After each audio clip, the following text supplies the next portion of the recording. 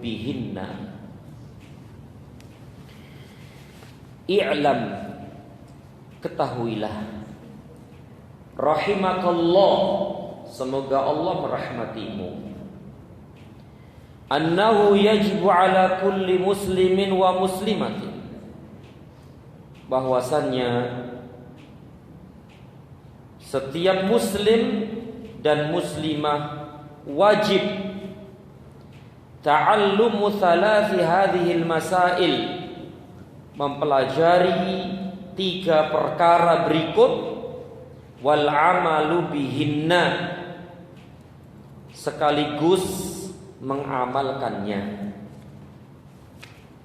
Kita ulangi, ketahuilah semoga Allah merahmatimu,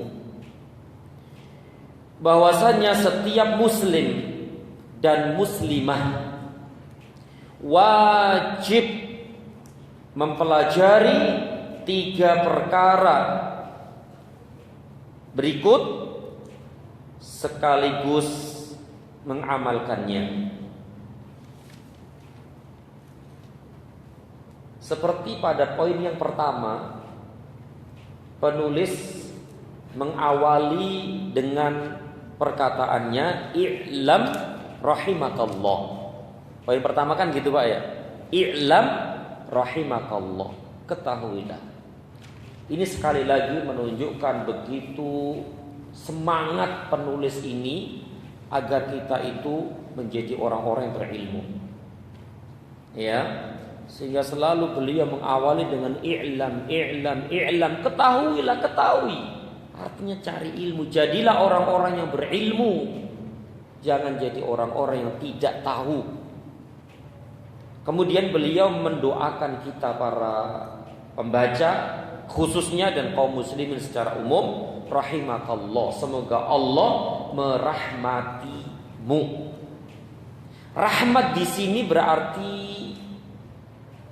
selamat ya, selamat. Semoga Allah menyelamatkanmu, semoga Allah memberikan menghindarkan dari mara bahaya ya, mendapatkan apa yang kalian inginkan dan selamat dari mara bahaya. Kemudian semoga juga Allah berikan hidayah, kemudian semoga Allah berikan taufik kepadamu, dan semoga Allah mengampuni dosa-dosamu. Ini maksud rahimakallah, semoga Allah merahmatimu. Kalimat yang singkat tapi dalam sekali, luas sekali maknanya. Semoga Allah memberikan apa yang kalian inginkan, keselamatan, dan semoga Allah menghindarkan dari keburukan-keburukan, dan semoga Allah berikan hidayah, taufik, dan semoga Allah ampuni dosa dan kesalahanmu. Itu yang dimaksud dengan rahimakallah, semoga Allah merahmati. Masya Allah ya. Kata beliau, annahu yajibu ala kulli muslimin wa muslimatin, wajib ya, kalau kita terjemahkan bebas, wajib atas setiap muslim dan muslimah. Kalau dikatakan wajib berarti apa Pak? Harus. Berarti kalau ditinggalkan dosa, kalau dikerjakan dapat pahala. Ini namanya wajib. Dan beliau berani mengatakan wajib, berarti ini betul-betul perkara besar. Sebagaimana poin yang pertama itu. Poin yang pertama juga beliau mengatakan wajib. Sekarang pun demikian. Beliau mengatakan wajib, dan beliau mengatakan ini wajib karena bukan karena hawa nafsunya, dari keinginan-keinginan hatinya saja, enggak. Beliau mengatakan ini jelas sesuai dengan dalil Al-Quran dan Sunnah, sehingga beliau berani mengatakan wajib, bukan main-main. Ya, berarti ini perkara besar, dan beliau berani mengatakan wajib karena beliau memahami dari apa-apa yang ada dalam Al-Quran dan Sunnah, sehingga betul-betul faham beliau itu. Ya, jadi wajib atas setiap muslim dan muslimah. Berarti laki-laki, perempuan, tua, muda, penguasa, rakyat, miskin, kaya, orang merdeka atau budak sahaya, orang Arab, non Arab. Kalau non Arab apa namanya? Arab apa? Ajam. Ada Arabi. Kalau non Arab berarti ajam, orang ajam. Berarti orang yang bukan berbahasa Arab.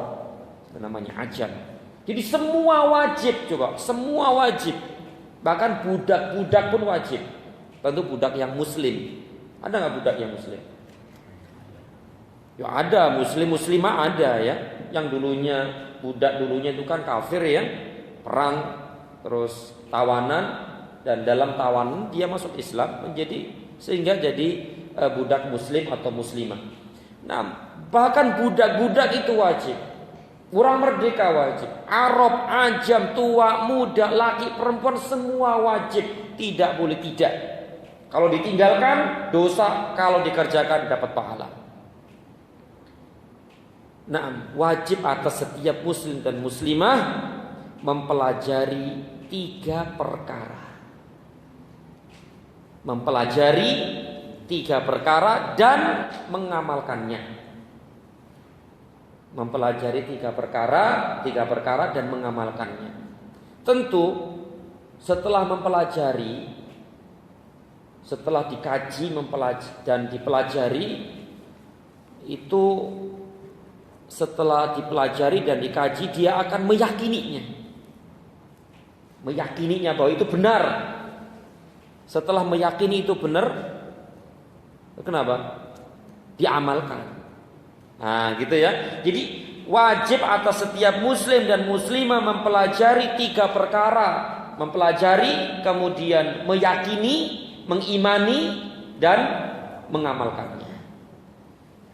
Dan ini wajib hukumnya atas setiap muslim dan muslimah. Perkara yang pertama, nah ini penting. Perkara pertama yang wajib diketahui dan diimani. Tidak hanya diketahui saja, tapi harus diimani, diyakini, kemudian diamalkan. Perkara yang pertama kata beliau, Al-ula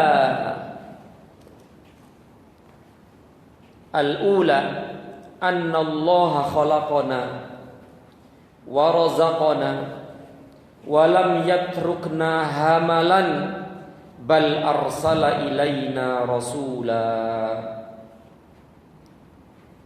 Yang pertama, bahwasannya Allah lah yang menciptakan kita. Bahwasannya Allah lah yang menciptakan kita.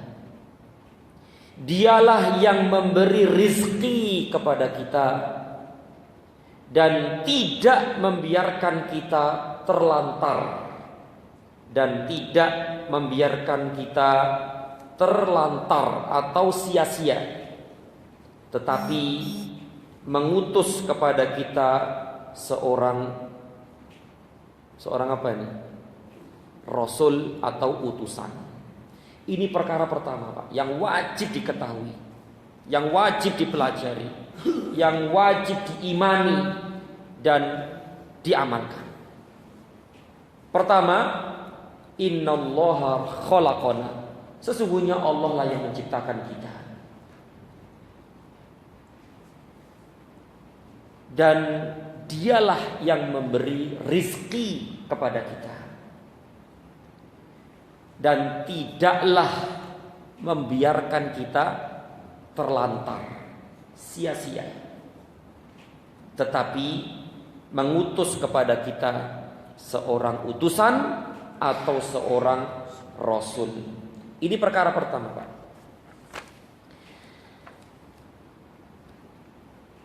Jadi beliau berkata, innallaha khalaqana. Sesungguhnya Allah lah yang menciptakan kita. Dalilnya mana kalau Allah yang menciptakan kita? Bukankah ada keyakinan-keyakinan ideologi-ideologi, pemikiran-pemikiran bahwasanya manusia itu adanya manusia karena ada evolusi. Berarti tidak ada yang menciptakan kita. Karena adanya kita kan ada perubahan dari makhluk satu kepada makhluk yang lain. Dan kita katakan, kalau misalnya itu benar, misalnya, baik, kera atau monyet itu perubahan dari apa?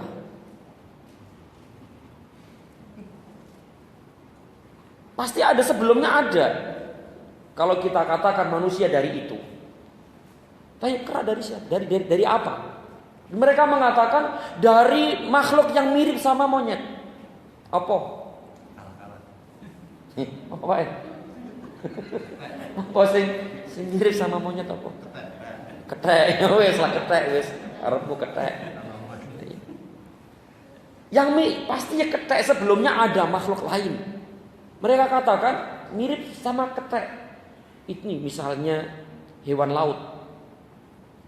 Bisa saja hewan laut yang mirip sama ketek. Apa gitu? Baik, misalnya ikan A misalnya. Nah, A ini pasti awalnya ada makhluk lain yang berubah menjadi dia. Pasti. Mereka katakan, apa gitu kan? Sampai ujung-ujungnya, Pak.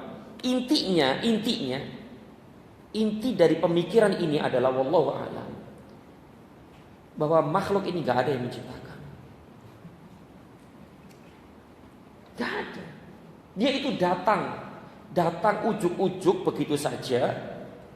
Kemudian yang ada ini berubah menjadi ini, yang ini akan berubah menjadi itu, yang itu akan berubah menjadi ini, itu, dan seterusnya sehingga menjadi manusia ini.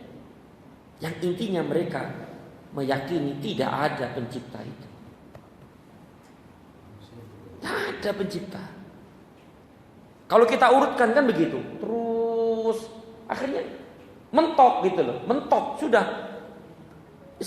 Gak bisa menjawab lagi. Sampai pusing, stres. Ya sudah. Nah, yang intinya tadi, bahwa ya sudah itu nggak ada yang menciptakan. Padahal keimanan kita, keyakinan kita bahwasanya Allah lah yang menciptakan kita. Allah yang menciptakan kita. Dalilnya mana Allah yang menciptakan kita?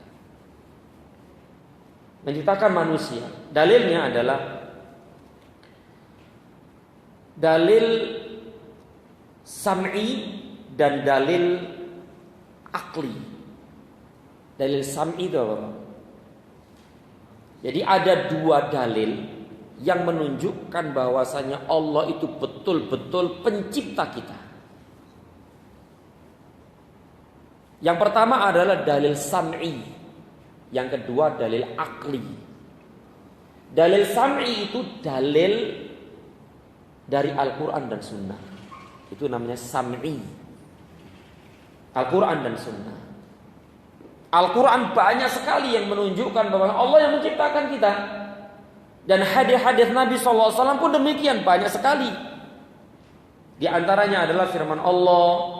Dalam kitab ini disebutkan firman Allah dalam surat Al-An'am ayat 2, kemudian surat Al-A'raf ayat 11, kemudian ayat atau surat Al-Hijr ayat 26, surat Ar-Rum ayat 20, surat Ar-Rahman ayat 14, kemudian surat Az-Zumar ayat 62, kemudian surat As-Saffat ayat 96, surat Az-Zariyat ayat 56. Dan masih banyak lagi ayat-ayat yang menunjukkan Allah lah yang menciptakan kita. Kalau memang Allah sudah mengatakan Allah yang menciptakan kita, ya sudah, nggak ada lagi keraguan. Kenapa? Karena Allah yang berbicara. Dan tidak mungkin kalau Allah bicara itu bohong, nggak mungkin. Karena ini dari zat yang menciptakan segala sesuatu. Yang menciptakan langit dan bumi dengan segala isinya. Allah berbicara. Dia yang menciptakan kita. Ayat yang sering kita dengar adalah wa ma khalaqtul jinna wal insa illa liya'budun. Dan aku tidak menciptakan jin dan manusia kecuali agar beribadah kepada mereka. Agar beribadah kepadaku, kata Allah. Ini kan jelas kan ya, bahwa yang menciptakan manusia dan jin adalah Allah Subhanahu wa taala. Bahkan tidak hanya manusia dan jin, segala sesuatu itu Allah yang menciptakan. Allah berfirman, Allahu khaliqu kulli syai'. Surat apa itu? Surat Az-Zumar ayat 62. Allah khaliq. Khaliq apa? Pencipta. Kulla syai'. Kulla syai' apa? Segala sesuatu. Syai'un. Apa syai'un? Sesuatu. Dan sebagaimana yang kita ketahui di dalam bahasa Arab, tidak ada kata yang lebih umum daripada syai'un. Jadi dalam bahasa Arab tidak ada kata yang paling umum kecuali kata syai'un. Syai'un itu apa? Sesuatu. Yang dikatakan sesuatu itulah sesuatu. Makhluk. Berarti Allahu Khaliq, Allah yang menciptakan segala sesuatu. Segala sesuatu apa? Ya segala sesuatu. Berarti manusia, jin, syaitan, malaikat, langit, bumi, dengan segala isinya yang di dalam langit, di luar langit, di antara langit dan bumi. Di antara langit dan bumi apa? Matahari, bintang, bulan. Dalam bumi itu apa saja? Semuanya ciptakan oleh Allah. Dalam langit semua itu segala sesuatu ciptaan Allah Subhanahu wa taala. Tidak ada keraguan. Termasuk kebahagiaan, kedamaian, ketentraman, keselamatan, udara, debu-debu kecil yang enggak kelihatan tuh Pak ya. Apa namanya itu? Yang kalau ada sinar matahari dari luar itu loh, bolong kecil, suka ada debu-debu Pak ya. Itu Allah yang menciptakan. Baik yang besar maupun yang paling kecil, yang samar atau yang kelihatan, ya. Bahkan sesuatu yang tidak terlihat oleh mata kita itu Allah yang menciptakan semua. Dan ini jelas sekali bagi kita semua. Ya, maka keyakinan kita, pengetahuan kita, iman kita adalah Allah lah yang menciptakan segala sesuatu. Ya, innallaha khalaqana. Kemudian, ini dalil apa tadi? Sam'i. Kemudian yang kedua dalil akli. Dalil akli, dalil logika, dalil rasio yang menunjukkan Allah yang menciptakan segala sesuatu. Sebagaimana firman Allah ini, Pak. Ini firman Allah ini termasuk dalil apa, Pak? Kalau Al-Quran dalil apa namanya? Sam'i. Tapi dalil sam'i ini juga masuk di dalamnya dalil akli. Mengajak kita untuk berpikir. Yaitu Allah berfirman, am khuliqu min ghairi syai'in am humul khaliqun.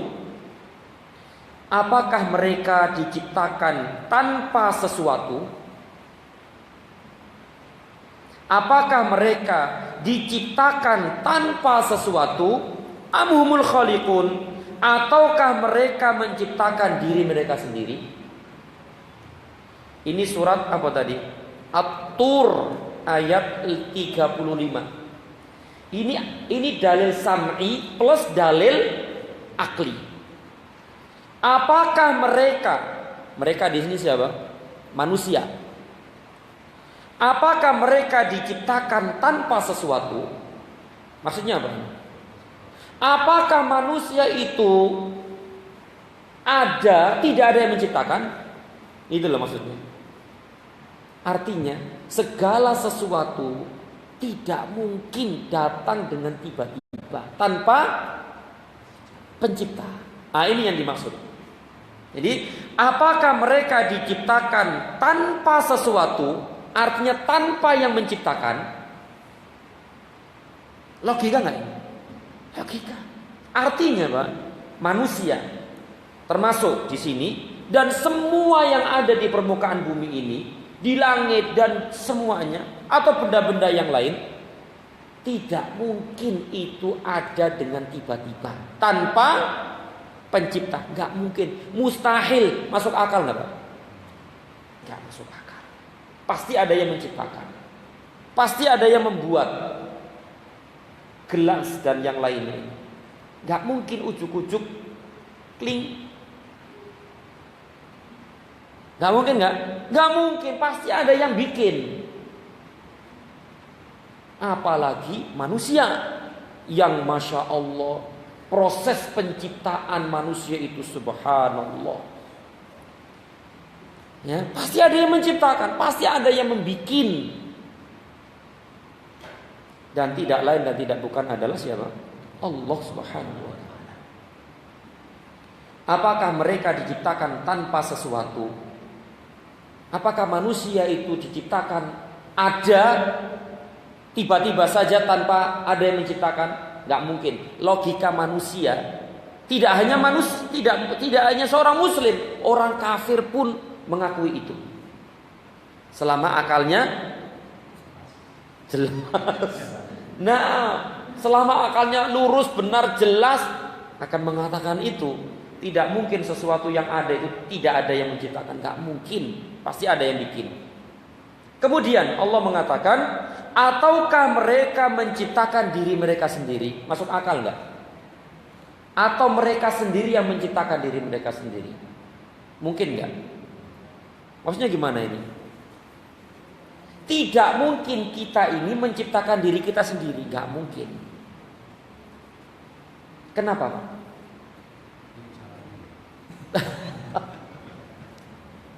Karena sebelum kita ada, kita sesuatu gak?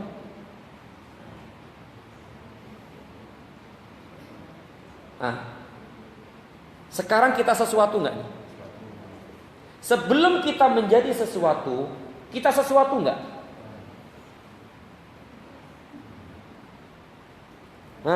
Iya. Bukan sesuatu. Kita sekarang kan ada. Sebelumnya ada enggak kita? Enggak ada. Sekarang kita sesuatu. Sebelum kita jadi sesuatu, sebelumnya sesuatu enggak? Enggak. Tidak mungkin. Bukan sesuatu menciptakan sesuatu. Tidak mungkin sesuatu yang tidak ada menciptakan dan mengadakan sesuatu yang ada. Gak mungkin. Itu gak diterima oleh akal. Kita dulu belum apa-apa. Dulu kita bukan apa-apa gitu. Kita dulu bukan sesuatu. Kita dulu bukan apa-apa. Tidak mungkin. Bukan apa-apa. Bukan sesuatu menciptakan sesuatu.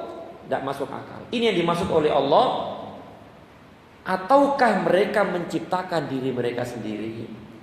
Gak mungkin juga. Ini dalil akal ini. Masya Allah. Bagaimana dengan langit, bumi, kemudian matahari, bintang, bulan, siang, malam, hujan, gempa, tsunami, longsor, banjir. Pasti ada yang mengadakan dan pasti ada yang menciptakan. Gak mungkin tiba-tiba ada. Bagaimana matahari terbit dari timur, tenggelam dari ke barat, ada siang, ada malam, pasti ada yang mengatur kan? Gak mungkin tidak ada yang mengatur. Ada yang menciptakan dan juga ada yang mengatur. Dan semua itu adalah Allah Subhanahu wa ta'ala. Inilah para bapak ibu sekalian, dalil-dalil yang menunjukkan bahwasanya Allah lah yang menciptakan kita. Kemudian beliau berkata, setelah beliau mengatakan annallahu khalaqana bahwasanya Allah lah yang menciptakan kita, warazaqona. Apa warazaqona? Dan dialah yang memberikan rizki kepada kita. Masya Allah. Allah yang beri rizki kita. Dalilnya mana? Bahwa Allah yang memberikan rizki kita. Rizki itu ada berapa, Pak? Rizki itu ada berapa? Rizki itu ada dua. Rizki dunia dan rizki agama. Masya Allah ya. Rizki dunia itu apa? Badan sehat, ya, makanan, minuman, pakaian, tempat tinggal, kendaraan. Yang suami punya istri, yang istri punya suami, suami istri punya anak, semuanya sehat, alhamdulillah. Ini namanya rezeki dunia. Sedangkan rezeki agama adalah hidayah, taufik, dijadikan kita seorang muslim, dijadikan kita seorang mukmin, diberikan kesabaran, keteguhan kepada kita untuk terus belajar mencari ilmu agama. Ini namanya rizki agama atau rizki akhirat. Dulu Pak Ibu, sebelum kita menjadi orang, kita pernah gak sih minta sama Allah untuk dijadikan seorang muslim? Minta. Sebelum kita ada.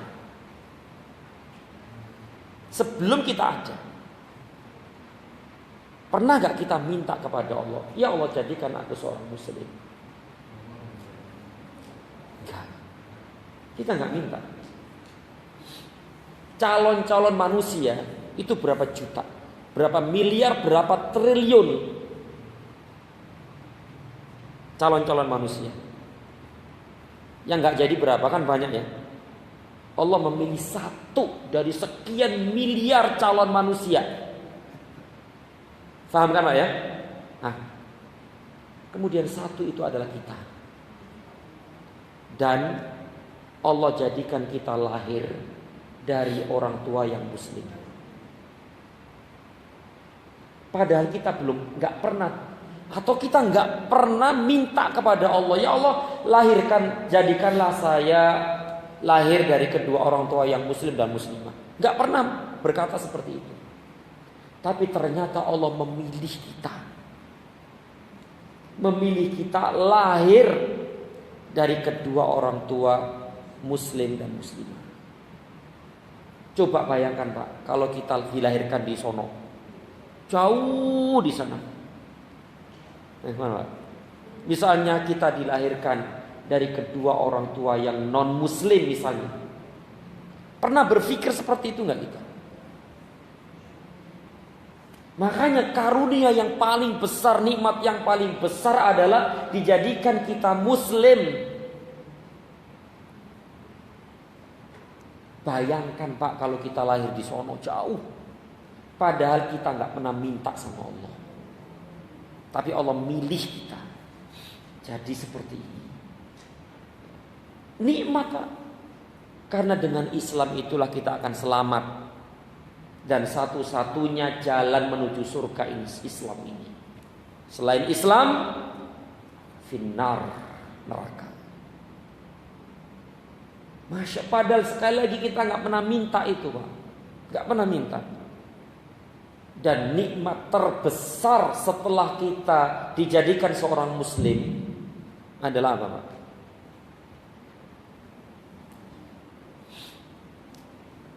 Nikmat terbesar setelah Allah menjadikan kita seorang muslim adalah apa?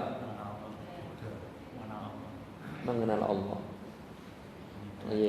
Nikmat juga, tapi yang paling besar adalah mati dalam keadaan muslim. Mati dalam keadaan muslim, mati dengan membawa iman. Nikmat terbesar setelah kita dijadikan muslim. Kenapa Pak? Karena banyak sekali yang awalnya muslim, di akhir hayatnya gimana? Banyak sekali. Terjerumus ke dalam kesyirikan, terjerumus dalam kekufuran, terjerumus ke dalam kemunafikan, mati. Masya Allah. Maka kewajiban kita adalah menjaga Islam ini, Pak. Menjaga Islam ini sampai akhir hayat kita. Dan itulah nikmat terbesar. Nah, para Bapak Ibu sekalian, belum jam 8 dari tadi ya. Nah, kalau udah 8:30 tadi, belum jam 8. Baik, Masya Allah ya. Nah, jadi rezeki ada dua Pak ya, rezeki dunia dan rezeki agama atau rezeki akhirat. Mana yang lebih utama? Jelas akhirat. Tapi lebih utama adalah dapat dua-duanya. Wes, Masya Allah sudah dapat dua-duanya itu surga, dunia akhirat wes. Luar biasa ya. Tetapi kalau dipilih dari dua ini, jelas akhirat, agama itu yang lebih utama. Ya, karena dialah yang menyelamatkan kita dunia dan akhirat. Baik, penulis berkata rahimahullah taala wa razaqona, dan Allah lah yang memberi